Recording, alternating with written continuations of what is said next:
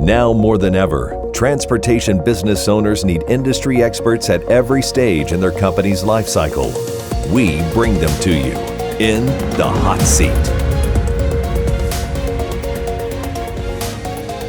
Welcome to In the Hot Seat with the Tenney Group. I'm Spencer Tenney. We have a great guest with us today, former owner of Fox Bus Lines. Brian Fox is with us. Brian, welcome to the Hot Seat. Hey, good to see you, Spencer. Thanks for having me. Well, I'm very excited about our conversation. This is a special client edition talking about going through the process of selling a transportation company. So before we dig in, let's take 30 seconds. Just tell us a little bit about the company that you recently sold, and then we'll go from there. Sure. So Fox Bus Lines was founded in 1978, family business like many of us in the industry.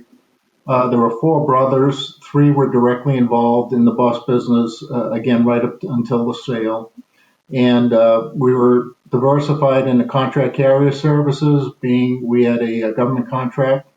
We also had a large motor coach tour business, which was the largest in New England. And the rest of the business was in charters, just retail, so to speak, and with a lot of colleges, corporate work.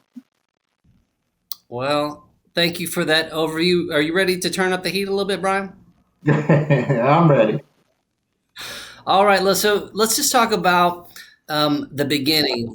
You and I talked about the possibility of a change for a while, but it's not as easy as you just saying, let's do this. I mean, there's multiple family members involved in the business. What was the process of the family, you and your brothers, getting aligned on the future of the business and where you wanted to go? Yeah, that's a great point, Spencer. And I think this speaks to the advantage of Tenney Group, because you're also a family business and you really understood where we were at that moment in 2019. We had been approached over the course of 40 some odd years a few times to sell the business, but the stars never aligned. And at one point after 2000, the brothers did get together and decided that we would not be turning the business over to anyone's children. And there were many reasons for that, but it was the right decision when it came down to it. So, we began our discussions. As you remember, it took yourself and myself going back probably about 2 years to the point that we finally said, "Hey, we're gonna send along and sign off on an LOI, so to speak, or a letter of agreement with Tenney Group."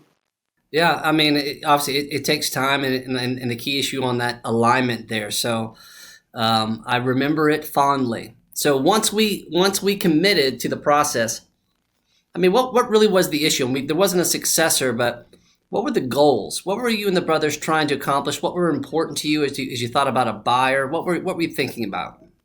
Well, we were thinking about the continuation of the company. After all, like everybody in the business, you worked hard, you've built up a great amount of assets, you've got great employees, that's why you're successful. But on the other hand, time does move on, and we were all at the point, I'm the youngest in the family, I had gone over 60, my oldest brother was in his early 70s, so we really didn't have any really other options other than to seek a professional help to, start to market the business and formulate a plan. Family planning. Well, pretty straightforward there. So once we got in there and we started running the process to sell the business, what was something about the process that you learned that you didn't expect? Well, I'd have to say, not so much for me, but perhaps my brothers. Again, being in the capital-intensive business, a capex business like the bus business, you tend to view the entity in terms of, well, how many buses do we have? I mean, how big is our garage, et cetera. But in reality, in today's finance world, it's really what is your cash flow, what is your EBITDA, words that might not be familiar with other people, but yourself and Dad made it quite clear and set expectations that this is what, people are looking for who wanted to get into the bus industry. They didn't want to buy buses. They wanted to buy a profitable enterprise that would be, reaching finance terms that were at their level that they expect to make a profit.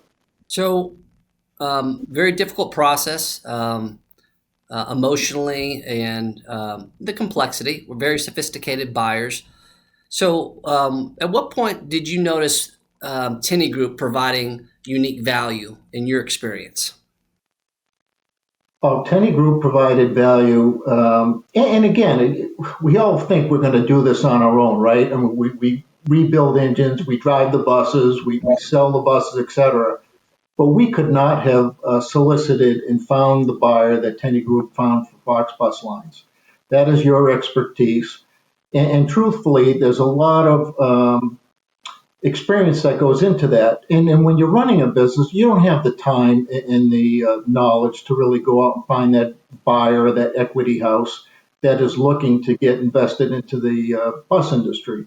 We're too busy running, trying to find drivers for this weekend's jobs, let alone trying to figure out what your P&L balance sheet and et cetera should be. So that was the what Tenney Group brought to the table for us.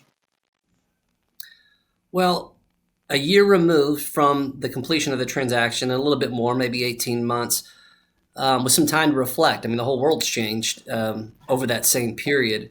I imagine it's provided you some unique perspective. So what advice would you give to other business owners in the bus industry that are considering a possible either transition of ownership within the family or to an outside buyer sometime in the next couple of years? That's a great point. I think that the most difficult conversation to have amongst family members is, should we sell the business? Is this the right time? And everybody does have to be on the right page, because we certainly didn't want to waste your time or a potential buyer's time. Likewise, a buyer doesn't want to look at somebody who's not 100% behind the notion that they want to sell the company. So those are difficult conversations to have, but you have to have them, and you really have to look at what your financial, foundation is on a personal level for your own personal family, and then what it could be, for your employees and other people, that are really relying upon what you've built. I think that's very helpful. Thank you for that. So, when we sell a business, it's the turning of one page and the turning of another. And so what I like to understand is what's next for you guys, for the Fox brothers. You're all at different kind of seasons of life, but could you give us a little insight in terms of what you guys are up to since the sale? Well, we're all still actively involved in the industry right now. My brother Bill is not working directly for the buyer. His employment contract had run out, but he still loves doing what he's doing, so he's going to continue to do that. And spend more time with his grandchildren. My brother Steve is actively working with the buyer, and he is running the shop on a daily level, just like he did before. It's been pretty seamless, and in fact, what the buyer has been able to do is offer a lot of investment in technology and resources to help him. I'm actively involved, working with the same guys in New England I've always worked with, and it really hasn't been a change. However, I will say, having my own personal balance sheet improve, putting 3 kids through college, it is a relief, and it does offer me other opportunities to look at how I can assist my children, and maybe something I can do in retirement when it comes that will be a lot of fun. Now, this is something that's kind of interest that excites people, and not that I want you bragging about it, but it is kind of helpful to provide other owners some ideas to get excited about it. So I know you mentioned gifts to your kids. Could you be a little bit more specific about how you bless them post-transaction? Sure. So I have 3 children. They all went to private university, which we all know is expensive. So it's great. My daughter's just, in fact, she's going to be moving down your way to Asheville, North Carolina. And Nice. one of the nice things I'm able to offer her is that, I'm able to pay off some of her college loans and her medical school loans. And that's an opportunity I wouldn't have had. And, otherwise, I've been able to help. I'm on a board and able to help a local private school. And not in a big way, but just to feel a little more flexible, give more to your church, more to, maybe some of your friends that are in need. So it feels great some days, Spencer.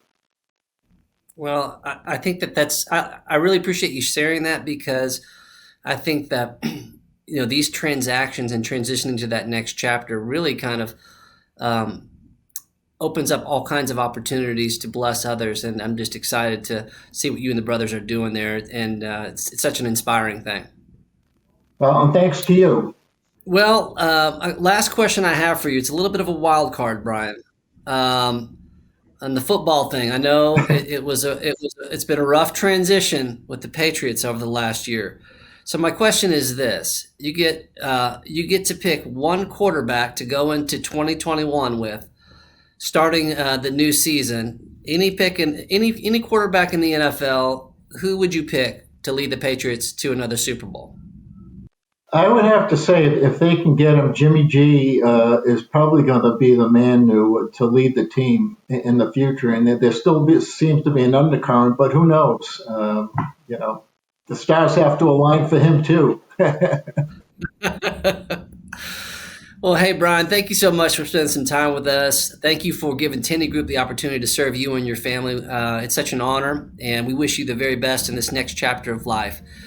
So, and I just want to finish by saying the decision for us to go with the Tenney Group was the best decision as a family we ever made. Thanks again. Oh, that's powerful. Thank you for that. Thank you for being in the hot seat.